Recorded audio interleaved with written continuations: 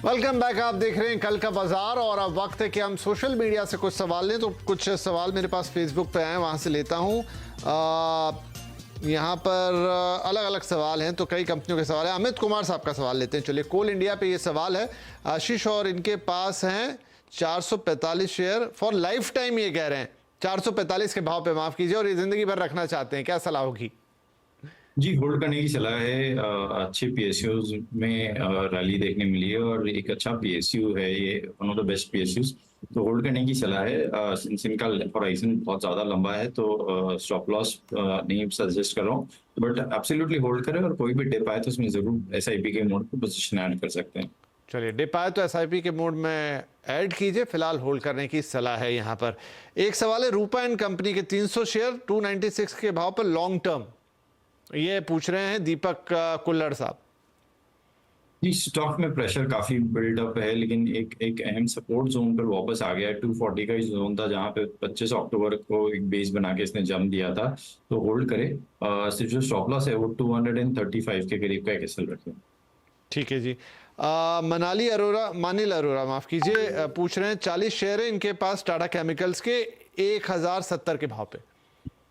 जी, काफी प्रेशर बना हुआ टाटा केमिकल में। आज भी अच्छी खासी गिरावट देखने मिली। 8% का स्टॉक स्लिप हो गया और एक अहम जोन पर आ गया। अगर 200 डेमा टूटता है, जो कि आज का लो था, 11,015 का जो लेवल है, अगर वो टूटता है तो इसमें से एग्जिट करने की सलाह है जी, और होल्ड करें इस पोजीशन को। चलिए, पोजीशन को होल्ड कीजिए और अगर आज का भाव टूटता है तो फिर एग्जिट करने की सलाह है। एक सवाल एनबीसीसी पर भी था, लेकिन कुछ दोबारा रिपोस्ट करा, उन्होंने हटा लिया, पता नहीं क्या। लेकिन एनबीसीसी पे कई सवाल इन जनरल होते हैं, उसके लिए क्या आशीष सलाह होगी? कई लोग पूछते हैं रोज।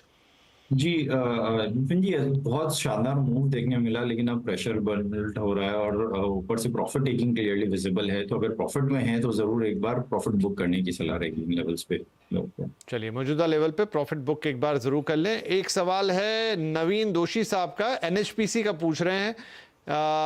500 शेयर है इनके पास 87 रुपए के भाव में।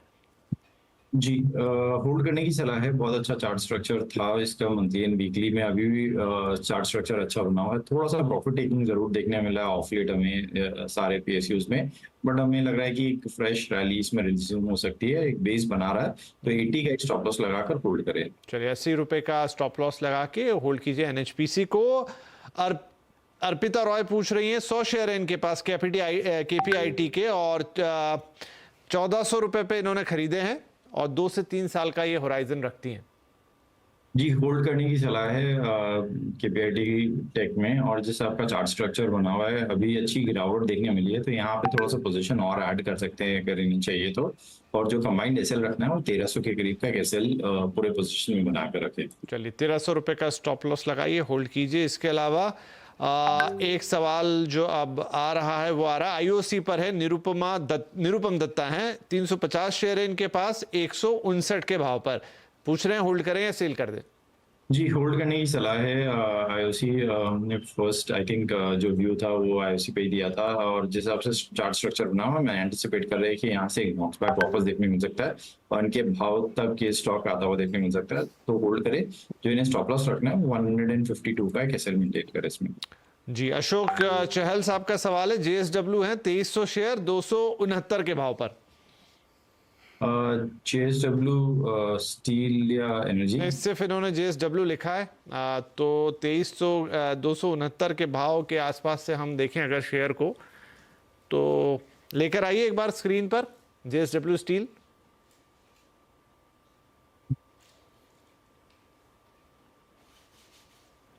हाँ, जेएसडब्ल्यू इंफ्रा के ऊपर ये सवाल हो सकता है। इनके भाव से मैं अंदाजा लगा रहा हूँ क्योंकि क्लैरिटी इन्होंने नहीं दी है, इसी पे सलाह दे दीजिए। जी, जेएसडब्ल्यू एनर्जी का चार्ट स्ट्रक्चर अच्छा बना हुआ है। थोड़ा सा पॉज जरूर हुआ है स्टॉक की जो रैली बनी हुई है, तो होल्ड करने की सलाह है। 227 का एक एसएल रखिए। हमें लग रहा है इसमें वापस एक अपस्विंग देखने मिल सकता है जो कि 250 के लेवल्स दिखा सकता है। ये आपने एनर्जी के लिए दिया, ये इंफ्रा का चार्ट सामने था। एनीवेज, तो चलिए, काफी सारे सवाल हमने लिए, और भी सवाल आ रहे हैं अभी सोशल मीडिया पे, लेकिन समय का तकाजा जरूर रहता है, तो ये हम आगे वाले शो यानी कल के शो में शामिल करने की पूरी कोशिश करेंगे। आशीष जी, जाने से पहले कोई डिस्क्लोजर्स?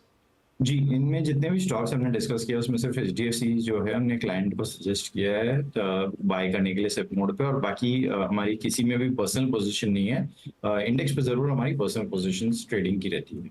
जी, बहुत शुक्रिया आशीष इस डिस्क्लोजर के लिए, और आपने वक्त निकाला और दर्शकों के सवालों के जवाब दिए। बहुत बहुत धन्यवाद। और आप सभी दर्शकों का भी धन्यवाद, आपने इतना मन लगा के हमारे साथ ही हमारा कार्यक्रम देखा। और रोज आप अपने सवाल भेजते हैं तो भेजते रहिए। पूरी कोशिश होती है कि ज़्यादा से ज़्यादा सवालों को हम शामिल करें ताकि अगले दिन यानी कल की तैयारी अच्छे से हो पाए। ध्यान से इन बातों को सुने, नोट करें, कल सुरक्षित और फायदे का ट्रेड करें। नमस्कार।